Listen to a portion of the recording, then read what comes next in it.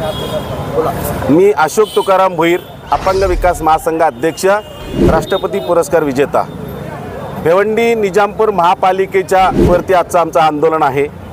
या आंदोलनामध्ये आमचे 5% निधीपैकी 2017-18ला काही दिव्यांगांचा वाढीव निधी राखून ठेवण्यात आलेला आहे। तो आज परत भिवंडी निजामपूर महापालिका सातत्याने टाळाटाळ करत आहे। अनेक वेळा कलेक्टर साहेबांचे पत्र येऊन सुद्धा हे लोक टाळाटाळ करत आहे आणि सांगतात की तुम्ही आंदोलन मागे घ्या, आम्ही नंतर आपण कलेक्टर साहेबांची चर्चा करू। 2018 पासून ते 2025 परत भिवंडी निजामपूरवाले फक्त चर्चाच करत आहेत।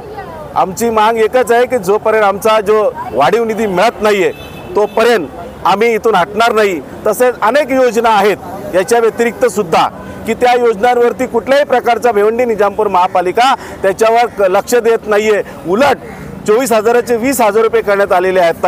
ह्याच्या मात्र आम्हाला हे वाटतं की 5% निधी असताना एकही योजनावरती खर्च करण्याची त्यांची हे नाही आहे। काय कारण काय त्याचा? कारण परिस्थिती अशी आहे, जर 2016चा ॲक्ट प्रमाणे जर शासन निर्णयाप्रमाणे जर झालेला आहे तर हे 5% आम्हाला मिळाला पाहिजे। जोपर्यंत मिळत नाही तोपर्यंत आम्ही इथनं हटणार नाही। ही राशी आहे, कितीची राशी आहे? ही राशी साधारणतः 2017-18ला 2,05,00,000 रुपये होते। त्यापैकी 24 ते 25 लाख रुपये त्या लोकांनी निधी दिलेली आहे। बाकीची निधी तशीच ठेवून दिलेली आहे। काही आश्वासन दिलं तुम्ही?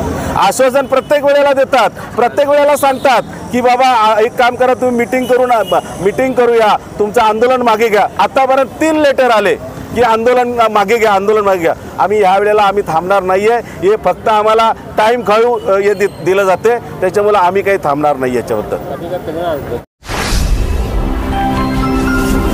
Speed news Bharat.